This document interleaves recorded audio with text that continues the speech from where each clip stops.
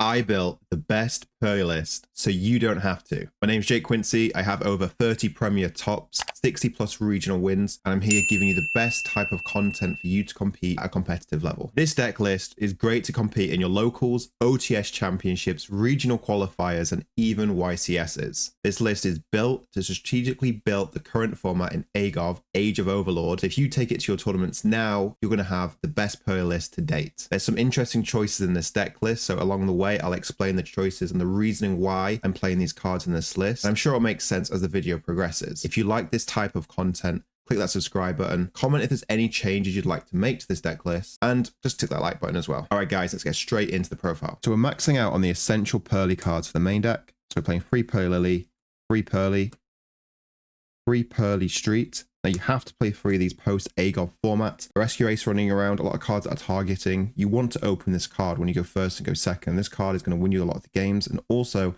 it's going to consistently help you set up, draw multiple cards with Sleepy, because the hand traps that you're going to be drawing are going to be the cards that win you the game. Then we are playing My Friend Purrely, 3 of them. Then 3 Pretty Memory, 3 Happy Memory, 3 Sleepy Memory, and of course the singular Delicious Memory. We would play more if we could. And then we're playing the 1 copy of Purrely Yeep. This is perfect in terms of ratios. You don't want to play 2. This is the perfect lineup for Purrely cards. I implore you not to side out any of these cards when going first or second in game 2 and game 3. These are the cards that you need to open to consistently win the game. Next up, we have the consistency cards. So 3 Pot of Prosperity. You're going to find yourself never wanting to resolve more than 1 copy of this card. You're not going to have the extra deck that you're going to want to banish to resolve the second copy. So when you have 2 copies in your opening hand, you are going to be discarding the second copy, usually pretty much all the time. And later on in the later game, where you draw this card for your turn, that card is then going to be used to discard from the card that you add from My Friend Purrely. Then we have triple Kastia Fenrir. Now it's really important that we play this card. 1, because it's very aggressive when you go first and go second. The actual main reason is it's going to become the best discard in the deck, because when you special summon this card, you add another copy. And now we have the hand traps. So we're playing 3 Ash Blossom and Joyous Spring. It's the best hand trap in the current game. We would play more copies if we could. We are then playing 3 Effect Veiler. Now, I built this deck to give you the best coverage against every single deck in the current game for regionals, YCSs, and locals. Effect Veiler is one of the best cards that can target and negate monster effects, which will help you succeed the game. And also, the reason this card is actually better than Infinite Impermanence is because you're going to be drawing multiple cards from Noir in your opponent's standby phase. So you want to be drawing these cards because you can't activate Imperm from your hand, because that needs to be set already because you already control a monster. Effect Veiler is going to become really nice, and also it's not a hard once per turn. The only downside to this card is actually you only can use it during your opponent's main phase, but against Rescue Ace, that's really where the real shenanigans happen. Next, we are playing triple Fantastic Dragon Phantasme. This card is busted. Every deck is link summoning right now, apart from the odd few exceptions for like Exosister. Every card is abusing SP Little Knight, and in a competitive environment, this card is going to be the card that lets you succeed. Also, SP Little Knight running around really hurts this deck. The second effect of SP Little Knight that targets to banish 2 cards from the field, you can use Phantasme to negate. This will come in clutch. It's a nice card as well because it fixes your hands. It lets you put cards back that you don't want, but also replace them with cards that you're going to need for the specific point of the game that you're currently in. I implore you to play this card. You probably don't want to have an instinct, but this card is going to win you so many games. There are going to be times where if you go second, you're going to special summon this card and you're going to have Fenrir in your hand. Obviously, Fenrir will conflict because you can't special summon Fenrir because you control a monster. So what you're going to do is you're actually going to put the Fenrir back to the deck with Phantasme. And then finally, we are still playing the 3 Impermanence. It's too good not to play. You can play it during any point in the standby phase, main phase, draw phase, etc. It's a nice card to draw if you haven't got a monster on the field to negate a problematic card, so like a King Caesar against Unchained.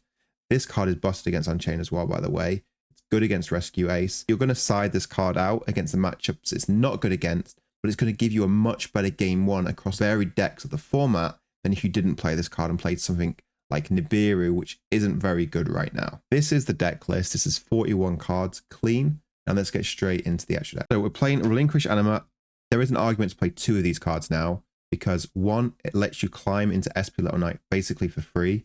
You're playing Effect Veiler, you're siding Draw and Lockbird. They're both level 1s. This card is much easier to make, and It's a nice free card to take a monster from your opponent. Then we are playing SP Little Knight. You have to play this card. This card is broken. Then we are playing Condemned Dark Lord. It requires 2 fairy monsters to link someone into it. And then during the end phase of your turn, you can gain 500 life points for every fairy that you control. Then we are playing Purrely Noir, just a singular copy. We don't need multiples. We're playing a singular copy of Plum. You have to play 1 Plum. Obviously, it's only 1 Delicious. It's just 2 essential. Then we are playing 2 Beauty. Beauty is just broken. You need this card.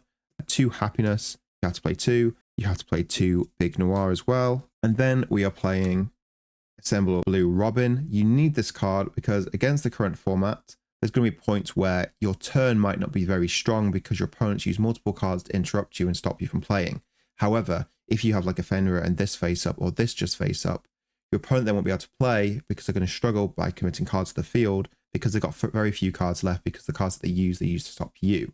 So use with some blue to then bounce the cards that they summon, and then in your following turn, all you need to do then is just go battle phase, attack, overlay for Downard, overlay for Zeus, and then you're pretty much going to win the game from there.